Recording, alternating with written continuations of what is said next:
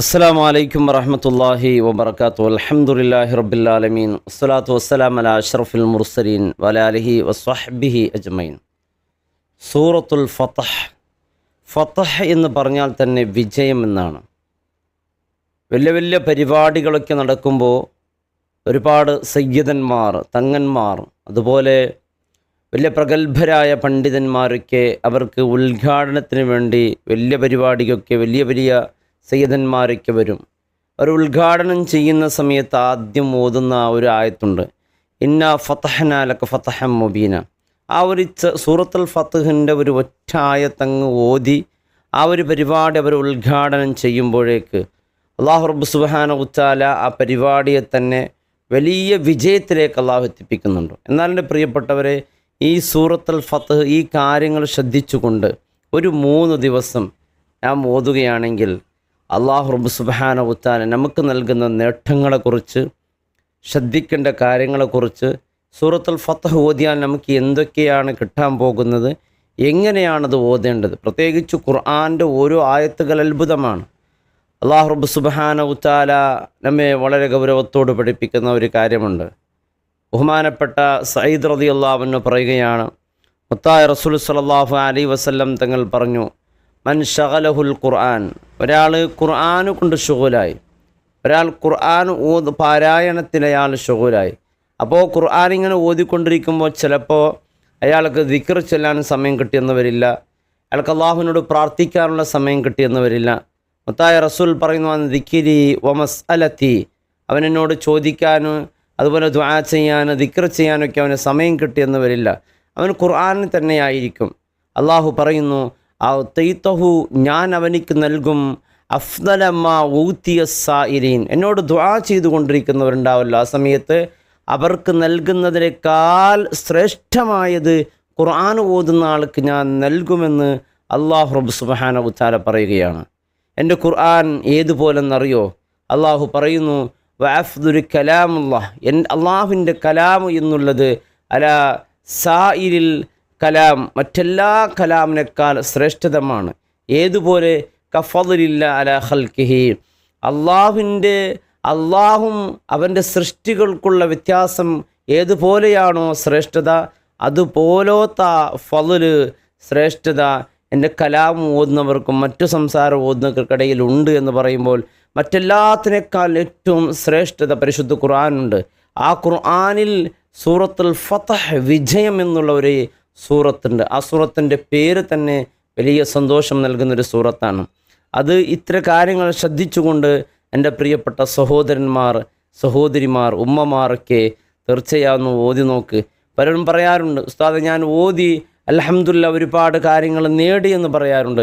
ചില ആളുകൾ പറയാറുണ്ട്, നാം ഒരുപാട് ഓതാറുണ്ട് ഉസ്താദേ, അങ്ങനെ പ്രത്യേകിച്ചൊരു നേട്ടവുമില്ല. എന്തുകൊണ്ട്?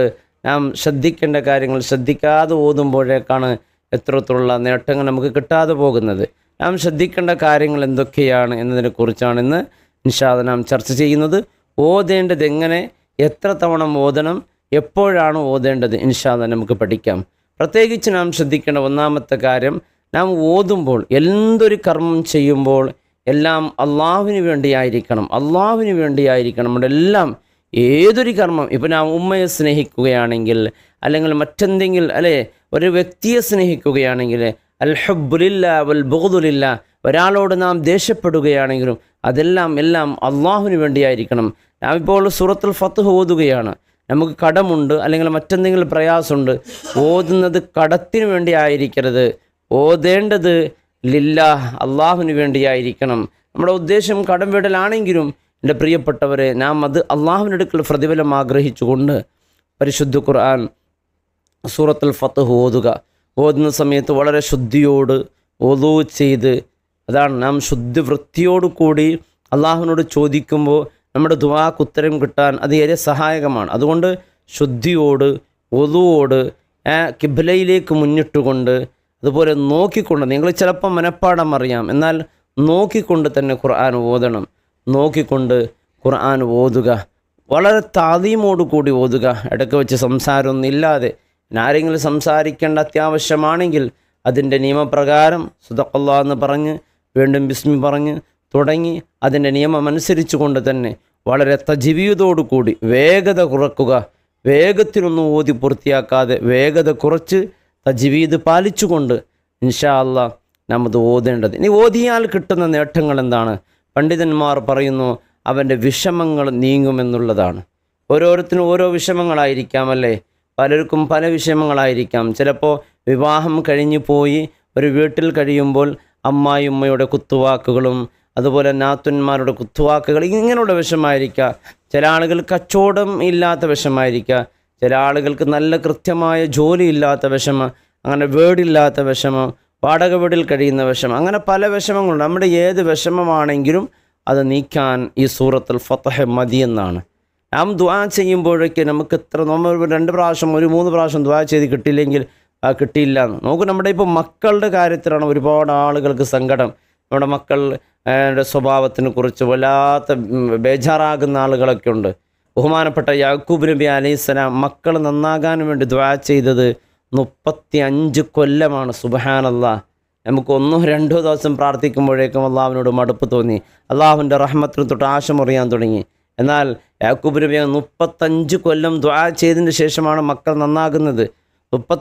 ബഹുമാനപ്പെട്ട യൂസുഫ് നബി അലൈഹിസ്സലാമിനെ അവർ കൊല ചെയ്ത് യൂസുഫ് നബി അലൈഹിസ്സലാം പൊട്ടക്കിണറിലിട്ട് അത്തരം ക്രൂരമായ പ്രവൃത്തി ചെയ്ത അത്രക്കും മോശപ്പെട്ട മക്കളായ ആ മക്കളെ ബഹുമാനപ്പെട്ട യാക്കൂബ് നബി അലൈഹിസ്സലാം 35 കൊല്ലം പ്രാർത്ഥനത്തിന് ശേഷം ആ മക്കൾ സ്വാലിഹീങ്ങളെ അള്ളാഹുവിൻ്റെ റഹ്മത്തിനെ തൊട്ട് ആശമുറിയാതെ നാം ഏതൊരു കാര്യത്തിൽ അള്ളാഹുവിനോട് ദുആ ചെയ്തുകൊണ്ടേ വേഗണം. അപ്പോൾ നമ്മുടെ വിഷമങ്ങൾ നീങ്ങും. രണ്ടാമത്തൊരു കാര്യം, നമ്മുടെ ദുനിയാവിലെയും ആഖിറത്തിലെയും എല്ലാ കാര്യങ്ങളും എളുപ്പമാകും. ദുനിയാവിൻ്റെ കാര്യങ്ങൾ എളുപ്പമാകും. ആഖിറത്തിൽ ഒരുപാട് കാര്യങ്ങളുണ്ട്. നമ്മുടെ വിചാരണ വേളയുണ്ടല്ലോ, നാം ചെയ്ത നന്മകൾ തിന്മകൾ ഇതിനെക്കുറിച്ചൊക്കെ വിചാരണ ഉണ്ടാകും. ആ വിചാരണ വേളയിൽ നമുക്ക് ആ ഹിസാബൊക്കെ എളുപ്പമാക്കി തരും. സിറാത്ത് പാലത്തിൽ വിട്ടുകിടക്കൽ, അതുപോലെ നമ്മുടെ നന്മ തിന്മകൾ തൂക്കപ്പെടൽ, അല്ലാഹു റബ്ബ് സുബ്ഹാനഹു തആല ഇതിലൊക്കെ അവൻ്റെ ഭാഗത്തു നിന്നുള്ള സഹായം സൂറത്തുൽ ഫത്ഹ് ഓതുന്നവർക്കുണ്ടാകും. മൂന്നാമത് നമ്മുടെ ആഗ്രഹങ്ങൾ അല്ലാഹു റബ്ബ് സുബ്ഹാനഹു തആല നിറവേറ്റിത്തരും. പലരുടെ ആഗ്രഹം പല രീതിയിലാണ്. ഞാനിപ്പോൾ പറഞ്ഞ് വീടില്ലാത്തവരുണ്ടാകും, വിവാഹം പ്രായത്തിൽ നല്ലൊരു ഇണയെ കിട്ടാത്ത ഒരു തുണയെ കിട്ടാത്ത രീതിയിലുണ്ടാകും, രോഗങ്ങളെ കൊണ്ട് പ്രയാസപ്പെടുന്നവരുണ്ടാകും, അങ്ങനെ കുടുംബത്തിൽ ചില പ്രശ്നങ്ങളെ കൊണ്ട് പ്രയാസപ്പെടുന്നവരൊക്കെ ഉണ്ടാകും. അതെല്ലാം അള്ളാഹു ശരിയാക്കി തരും. ചില ആൾക്ക് നല്ലൊരു വാഹനം എന്ന് പറയുന്നത് അള്ളാഹു നൽകുന്ന ഒരു അനുഗ്രഹമാണ്. അതൊക്കെ വാങ്ങാൻ വേണ്ടി നമുക്ക് കിട്ടുന്നില്ല, കിട്ടിയാൽ അതിനുള്ള പണം തികയുന്ന അങ്ങനെയുള്ള എല്ലാ പ്രശ്നങ്ങൾക്കത് പരിഹാരമാകും. എപ്പോഴാണ് എങ്ങനെയാണ് ഇത് ഓതേണ്ടത്? ഓതേണ്ട തവണം 2 രീതിയിലൊന്നോ 21 പ്രാവശ്യം ഓതാം, അതല്ലെങ്കിൽ 41 പ്രാവശ്യം ഓതാവുന്നതാണ്. 21 പ്രാവശ്യം 41 പ്രാവശ്യം ഓതുന്നവർക്ക് 3 ദിവസം കൊണ്ട് 41 പ്രാവശ്യം ഓതി പൂർത്തിയാക്കാം. അതല്ലെങ്കിൽ 21 3 ദിവസം കൊണ്ട് ഓതി പൂർത്തിയാക്കാം. ഇനി 3 ദിവസം കൊണ്ട് സാധിക്കുന്നില്ല എങ്കിൽ 5 ദിവസങ്ങളെ കൊണ്ട് ഇത് ഓതി പൂർത്തിയാക്കാം. അതിന് സാധിക്കാത്തവർ 7 ദിവസം കൊണ്ടും ഓതി പൂർത്തിയാക്കാവുന്നതാണ്.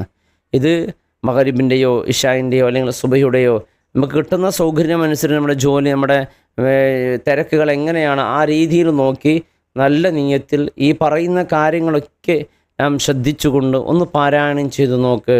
അൽഹംദുലില്ലാഹ്, ദുനിയാവിൻ്റെയും ആഖിറത്തിൻ്റെയും എല്ലാ കാര്യങ്ങളും അള്ളാഹു നമുക്ക് എളുപ്പമാക്കി തരും. അള്ളാഹു നമ്മുടെ എല്ലാ പ്രയാസങ്ങളും അള്ളാഹു നീക്കി നല്ല സന്തോഷകരമായ ജീവിതം അള്ളാഹു നൽകട്ടെ. ഒരുപാട് ആളുകൾ ദുആ കൊണ്ട് വസിയത്ത് ചെയ്തവരുണ്ട്, രോഗം കൊണ്ട് പ്രയാസപ്പെടുന്നവരുണ്ട്. ഇപ്പം തന്നെ ഒരാൾ വിളിച്ച് വലിയ പ്രയാസം പറഞ്ഞു. അള്ളാഹു റബ്ബ് സുബ്ഹാനഹു തആല അദ്ദേഹത്തിൻ്റെ പ്രയാസം അള്ളാഹു നീക്കട്ടെ. എന്നും നമ്മുടെ ചാനൽ കാണുന്ന ആളാണ്. എന്നും നമ്മുടെ ചാനൽ നാം നിർദ്ദേശിക്കപ്പെടുന്ന ദിക്റുകളും ഹദീസിലും ഖുർആൻ പറഞ്ഞ ദിക്റുകളൊക്കെ വളരെ കൃത്യമായി ചെയ്ത് അൽഹംദുലില്ലാഹ് ഒരുപാട് നേട്ടങ്ങൾ കിട്ടിയെന്ന് സന്തോഷ വാർത്ത അറിയിക്കുന്നുണ്ട്. അടുത്ത് ഒരു വീട്ടിലേക്ക് ഞാൻ പോയി, വലിയ സന്തോഷമായി. അൽഹംദുലില്ലാഹ് അവർ ഒരുപാട് തവണ ആഗ്രഹിച്ചതാണ് ഒന്ന് ഉസ്താദിനെ കാണണമെന്ന്. അവർക്ക് വലിയ സന്തോഷമായി. അങ്ങനെ വീട്ടിൽ തന്നെ സഹോദരിക്ക് അങ്ങനെ ഒരുപാട് സഹോദരിമാരൊക്കെ ഉണ്ട്. നമുക്ക് ഈ വീഡിയോയിൽ അപ്ലോഡ് ചെയ്യുന്ന കാര്യങ്ങളൊക്കെ പണ്ഡിതന്മാർ പറഞ്ഞ ഹദീസുകൾ അതുപോലെ ഖുർആൻ പറഞ്ഞ വിഷയങ്ങളെക്കുറിച്ച് ഇൻഷാ അല്ലാഹ് നാം ചർച്ച ചെയ്യുന്നതാണ്. ഇത്തരത്തിലുള്ള കാര്യങ്ങൾ തീർച്ചയായിട്ടും എൻ്റെ പ്രിയപ്പെട്ടവരെ നമ്മുടെ ജീവിതത്തിൽ വലിയ നേട്ടങ്ങളുണ്ടാക്കും. അല്ലാഹു റബ്ബ് സുബ്ഹാനഹു തആല എല്ലാ പ്രയാസങ്ങളും നീങ്ങി അള്ളാഹു നല്ലൊരു ജീവിതം എല്ലാവർക്കും അള്ളാഹു നൽകട്ടെ. ദുആ കൊണ്ട് വസിയത്ത് ചെയ്തവരുടെ എല്ലാ മുറാദുകൾ അള്ളാഹു ഹസുലാക്കട്ടെ. എല്ലാവിധ രോഗങ്ങൾ തൊട്ട് അള്ളാഹു കാക്കട്ടെ. നമ്മുടെ പൊന്നുമക്കൾ അള്ളാഹു സ്വാലിഹീങ്ങളും ഉഖ്റവീങ്ങളും ഇരുലോകത്ത് ഉപകരിക്കുന്ന പൊന്നുമക്കളെ കൂട്ടത്തിൽ അള്ളാഹു ഉൾപ്പെടുത്തി അനുഗ്രഹിക്കട്ടെ. അസ്സലാമു അലൈക്കും വറഹ്മത്തുള്ളാഹി വബറകാതുഹു.